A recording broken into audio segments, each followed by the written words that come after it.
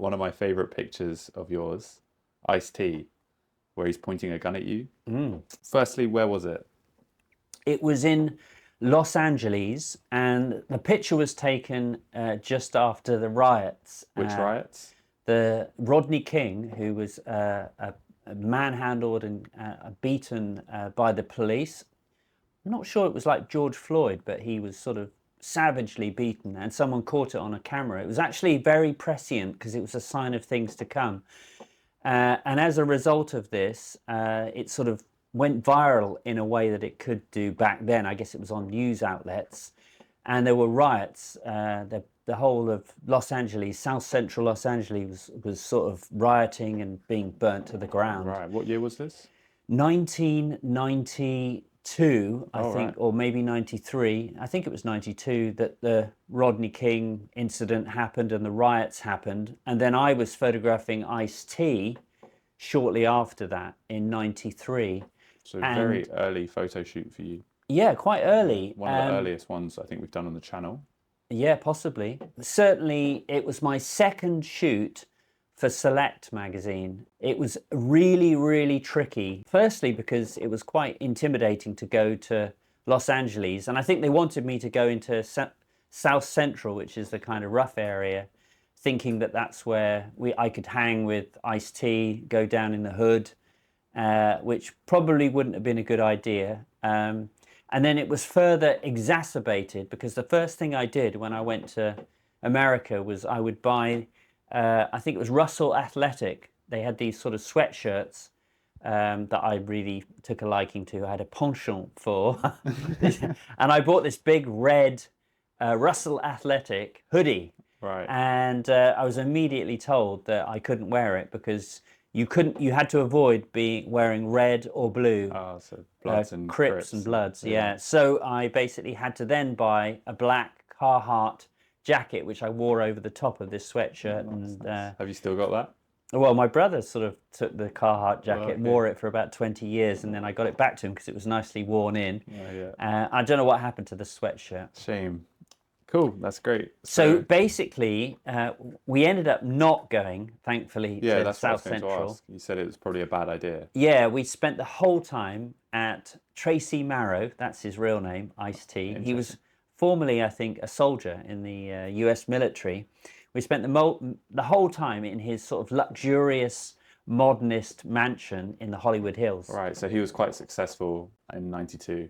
He was massive, yeah. Okay. And he was very softly spoken, but he had an air of menace and he was quite intimidating. Right. And what happened was me and Adam Higginbotham, who's now a really famous writer, who wrote the book that was sort of became the Chernobyl Netflix or Amazon Prime series. Or whatever. Really? He wrote the original book. He's a brilliant writer and a very good friend. He and I went over to do this piece for Select. He was doing the interview. And there were other journalists there. There was Simon Garfield, another really good writer who worked for The Independent, and various other people. All at his house. All at his house. And so we got a taxi from the airport. We were kind of like a coterie of media. And we got a taxi to his house in the Hollywood Hills. And it was sort of late afternoon going into evening and the light was beautiful. And I was thinking, I'm going to get some good pictures here. Unfortunately, the press officer, I think, was a bit frightened. He might have been called Gary. I can't really remember. But I think he was a bit frightened of Ice-T. So we got to his house and Ice-T put us in a sort of downstairs room and we had a Coke and we were all sitting around. And what started out as a few minutes waiting turned into half an hour and then an hour. And I was starting to panic because I was thinking... My light. And also, he had all these cool cars. There was so much potential there. I took things into my own hands. So wait, firstly, did you get any reportage, like pictures of the cars? No, I mean, we were all kind of terrified. We didn't really know what to do. Okay. We were just waiting. And I was sort of saying to the press officer, I need to get my pictures, and he wasn't really doing anything. Okay. And he was quite inexperienced. Interesting. What the press offered. Okay, gotcha. Yeah. So this wasn't for the riots. This was maybe for an album or... No, it was just at the same time. It was, I can't remember the name of the album, but it had a track called Ice Emma effing T. It was full of expletives, and it was great. They gave me a copy, and I had it on my car, and it was great to sort of turn it up loud and drive really fast.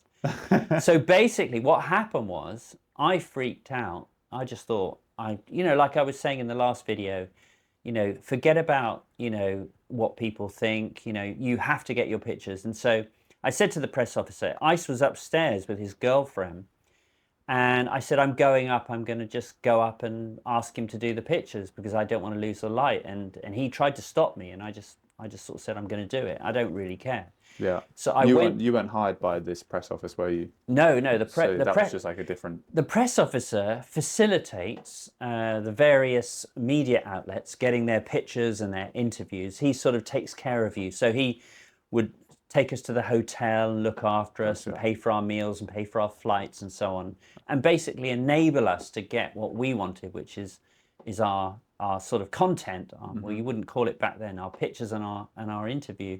And so basically I just went up the stairs. Everyone thought I was mad. I think there were other photographers that thought I was mad. And I went into Ice's bedroom, and he was with this sort of very conventionally attractive young lady, I guess was his wife, and I just said, I hear you've got loads of guns, and perhaps you could show me your gun room. And I said, your cars, they're so cool. The light is good. Forgive me for intruding, but we need to get the pictures. And because of my enthusiasm, and he probably found me kind of a kind of strange little character, he kind of went with it. And he showed me his gun room. I don't think I took any pictures in his gun room, but he had all manner of armory in this gun room. Well, the iconic picture is him holding a gun. Yeah, exactly. We'll get onto that soon. Yeah, so I basically went down out into the road. The other photographers were like, they had to wait their turn. They basically got pictures in the dark. They had to light with horrible flash. So I got him outside, and we took a shotgun, a sawn-off shotgun, or some kind of high-velocity rifle. I'm not a gun guy. And I got him sort of like looking from a longer lens, sort of pointing the gun at me like he was doing a drive-by or whatever. I mean, it's really, you wouldn't do this now. I wouldn't promote guns. So these are real guns in the pictures? Some of them were real. Oh, some of them were... The picture that you're talking about, where I was lying on his balcony, and I had a Metz flash gun and a Hasselblad with a slightly wide lens, just simple hard flash gun, and I cross-processed it, so it was quite contrasty. It was a sort of imitation Glock, which is a sort of handgun, and it had pellets. And I think he was half firing the pellets at me because I think Adam, the writer, was sort of making, made something of the fact that he was firing these pellets at us. Okay. And, it made for quite an arresting picture. I always thought that was a colorama at the background, so that was the sky. Yeah, that's right. Him. That's right. Interesting. So basically what happens is you expose for the flash, and if the flash is quite powerful, you're effectively underexposing the sky. So you can make the ambient light, the daylight, much more sort of darker and more saturated and dramatic by using flash. Dark blues. Yeah, that's right. So that was just the LA sky as a kind of rather sinister little postscript. At the end of the shoot, we ended up sort of hanging out for quite a long time, and I thought things had gone quite well. But Adam reminded me that at the end of the shoot, I said that if he didn't like the pictures or the interview, more the interview, because I think he was going to like the pictures, then he would, next time we came stateside, next time we're in America, he would meet us at the airport, whatever that meant.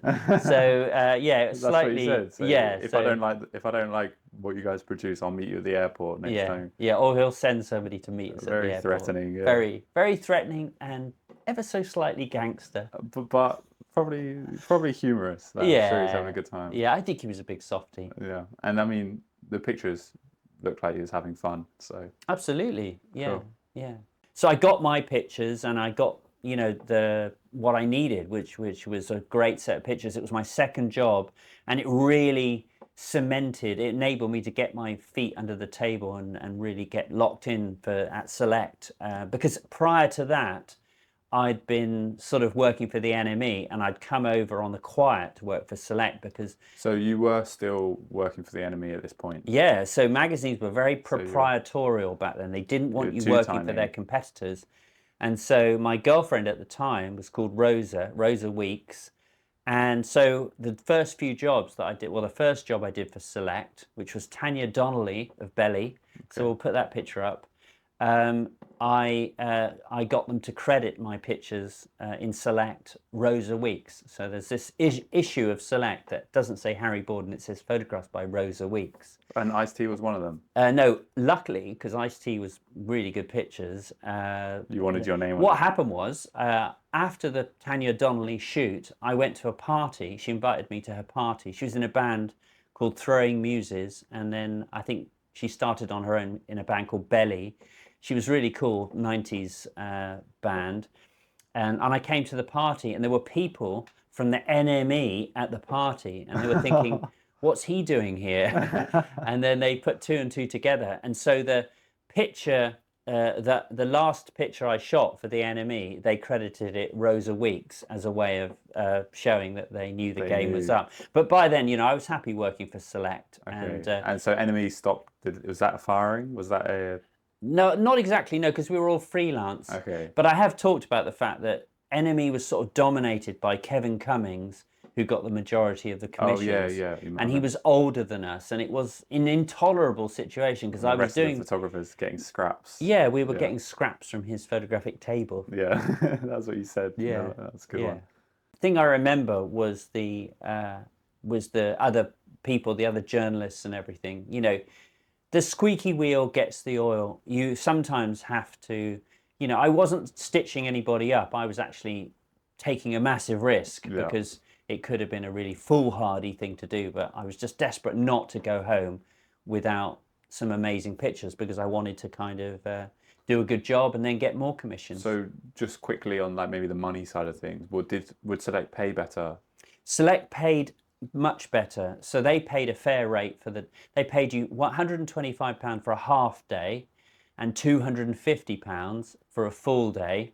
And then you're still self-employed, so you can still I don't know if syndicate your images. Yeah, I don't know if they paid me for the days that I was away, but you would itemize your expenses and they would pay all your expenses. Whereas the NME would simply pay you dependent upon how big the picture was used. So sometimes the picture would be used tiny, and then you'd end up getting kind of a paltry amount. Which could be 50 quid? Yeah, and then and then in addition to that, the fixed amount they would pay you towards your expenses back then was 25 quid, which was kind of not much even back then. So there was money as well as competition, and any other reasons for moving to Select? Really good reproduction. So the NME was printed on better newspaper. Okay. Yeah, and Select was glossy. And I think we've talked about this before. And I mean, if your pictures look good on a page, it kind of gets your name out there more. It's a showcase. Yeah. Editorial is a showcase. Yeah, 100%. Because your name's next to the pictures.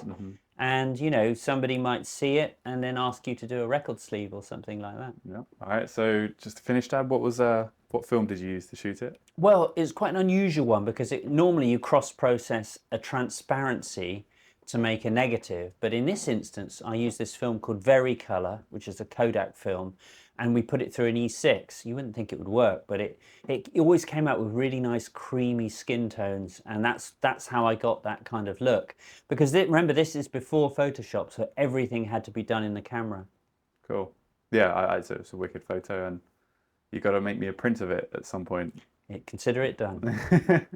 Cool. I think that's everything, Dad. Thanks for doing this.